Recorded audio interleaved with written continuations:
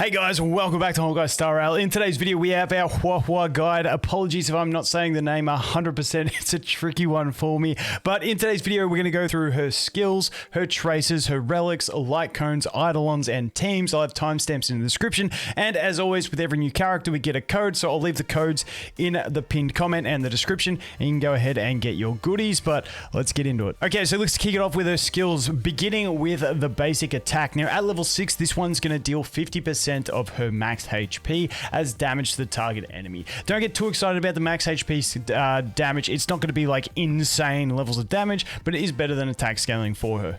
Okay, so now we have her skill. For this one, it's going to be a single target cleanse, and it's going to heal that ally based on her max HP. At level 8, it's 19.6% plus an additional 497. Then the adjacent allies to that ally will also be healed for a little bit less at 15.6% of her max HP plus 397. Now comes her talent. After she uses her skill, she's going to get the buff a sacrificed life, which lasts for 2 turns, and it reduces its turn count at the start of her turns, not at the end of her turns. So for this one, if an ally uses an attack or uses their ultimate while she has sacrificed life active, that ally will be healed for 4.2% of her max HP plus 106, and those numbers are at level 8.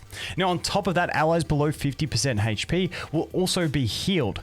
On top of that, when sacrifice life is triggered, it also dispels 1 debuff from the ally who triggered it, and this can happen up to 6 times until she re-triggers sacrifice life by using her skill. Now is her ultimate. This thing is going to cost 140 energy, and when she uses it, all allies are going to gain energy equal to 18.7% of their max energy. That is at level 8, and at the same time have their attack increased by 36% for 2 turns. Next is her technique. Now when she uses this in the overworld, enemies will become horror struck, running away from her for 10 seconds. Then if you attack them while horror struck when you enter battle, there's a 100% base chance to reduce every enemy's attack by 25% for 2 turns. Now, I just want to jump in here with some notes on her gameplay. Now, she's a healer, so if you need a heal, you heal. There's nothing like completely complex to the way she works. She does have her passive that if you want to keep it up 100% of the time,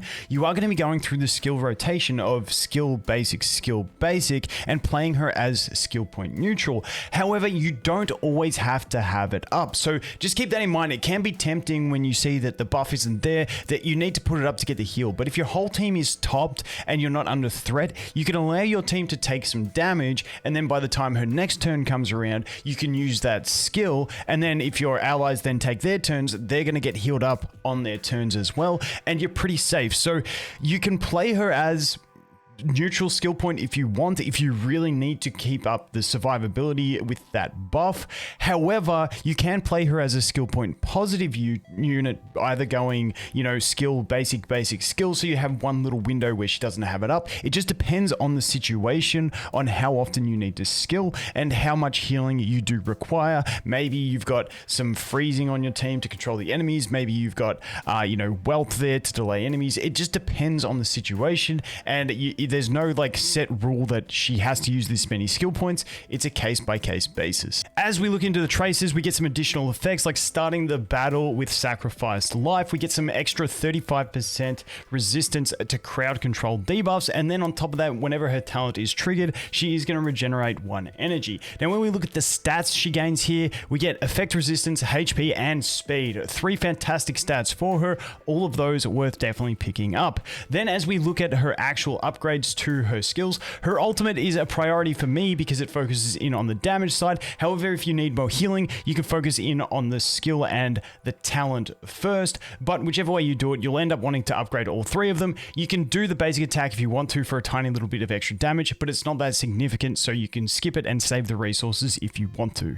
For planner ornaments, it's the same situation. Pick what you have the best substats for, but in general, the sets that I like the most are going to be Fleet of the Ageless, giving that extra HP and allies attack. Then we have the Broken Keel, which is going to give those allies the extra crit damage. The effect resistance isn't 100% as valuable straight up as HP, but it can get some beneficial effects from it in combat. And then the final one is the new set, the Penaconi set, because it is going to give her extra energy regen and increase the damage of all allies with the same same damage type by 10%. So this one is more specifically to be used when you're using wind DPS, but it is definitely another option if you've been farming the new set. As for main stats on the chest, I like outgoing healing over HP. However, if you've got better substats on a HP piece and your healing is fine, you can always go for that. On the feet, I prefer speed. Now, obviously, we have things like the 134 cap for 2 turns in one cycle, but depending on any other synergies you have in your team for boosts, that can be lowered a bit. But in general, if we look to just general gameplay, I prefer speed over HP. There could be the temptation for HP because, you know, she heals passively when allies take turns and stuff like that. But as she is skill point neutral, me personally, I enjoy the feeling of just having more options with more turns, and that is the way I like to play it. Then for the orb, this one's pretty simple. HP percent, gonna help her healing output, help survivability. That's a very easy one. The other one is the link rope. This one I like energy regeneration at 140 energy cost on her ultimate. It's a lot like a lot of other supports and healers. That energy regeneration is gonna be really handy for getting it off more often. As for light cones, as always, her best in slot is gonna be the signature light cone. This one's giving her energy regeneration, extra healing, and extra buffing for allies. But if you're free to play, don't stress on the light cones. There are some other really good options. The other main 5-star one, if you happen to have it, would be time waits for no one. Giving that extra max HP on top of the fact that we're getting outgoing healing is going to be really beneficial to the output. As for 4 stars, we have a few options. The first is post-op conversation if you're looking for that extra energy regeneration. Then we have shared feeling for some extra outgoing healing boost to her, as well as some energy for her allies. And then we have our new 4-star light cone, Hey, over here, which is going to give us that extra max HP and healing output based on using skills, which that is how she gets her healing.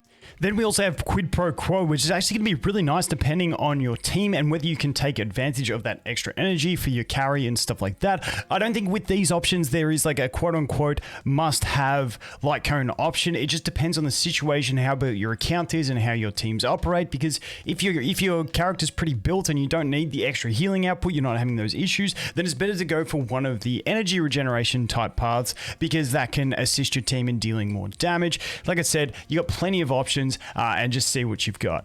Now we're going to bounce into the Eidolons. As always, if you're free to play, you don't have to stress about these things, but they are pretty good at making her much stronger if you do decide to go for it. Level 1 is going to give her basically an extra turn on her talent, meaning that she becomes skill point positive instead of neutral whilst maintaining that 100% uptime, and it also gives all allies a speed boost. At number 2, she basically gets a cheat death 2 times per battle for one of her allies, which is really, really solid. Then at level 4, she's going to increase her healing output based on how low your allies are, and at level 6 she's going to give your allies, after healing them, an increased damage boost of 50% for 2 turns. Now let's take a look at teams. Now I wish I had something like mind-blowing for you guys for this one, but at the end of the day she's just an amazing healer with buffing, and that's the basic summary for it, and you can splash her into most teams. Now the key thing to remember is when we look at the other solo sustain options that we have Fushwen and we have Locha as the 2 main competitors for her. Now Locha is going to be almost fully skill point positive. Then we're going to have Fushwen, who's going to use 2 basics to every 1 skill, and then HUO HUO, if you want to maintain 100% uptime on her buff, then you're going to be skill point neutral. But if you're in the situation where you're killing stuff or controlling stuff so fast that you don't need to worry about keeping her passive up all the time, then she can be played a little bit more positively. So when we look at team options, I feel like you got the basic idea is you can do her with just about anything, and she's going to be fantastic healer plus support. Now if we look to more free-to-play options with like sort of hyper carry teams, you can run her with something like a Pella and a Tingyon and then another unit. You can look to any support in the game. Really, you can also do this with Asta.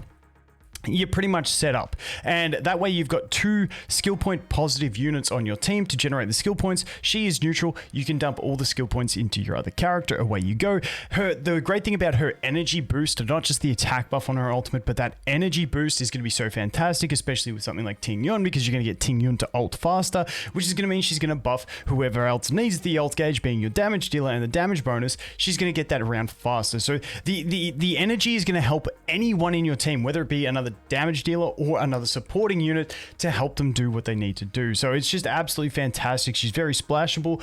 You can run double DPS. Run her with something like a Pella, who's skill point positive. Her defense breaks are going to help all allies damage output. You can run something like that. Another thing you can run in this sort of team would be a Silver Wolf as well if you have her. There's just limitless options. The other thing you can do is you can do her with a supportive character plus a defensive support if you're still earlier on, to help mitigate that damage in the early game. Maybe you've only got level 70 characters trying to push Memory of Chaos. You can run a tank with it as well to assist, you know, your Fire MC, March 7th if needed. Ideally Fire MC because it's just easy splashable, skill point positive. And then you run your DPS. She's so flexible on teams, it doesn't really matter what you put her with. She's going to support anyone really well. But once again, the main thing to consider with her compared to something like Locha and Fushuen is just the skill point consumption of the character themselves for maintaining their sustain. So that is going to be it for Huo Huo. Just an absolutely fantastic healer, encroaching in on the harmony side of things, solo sustaining plus buffing. Can you ask for anything more? As always, guys, thanks for watching. Hope you have an awesome day, and I look forward to seeing the next one. Cheers.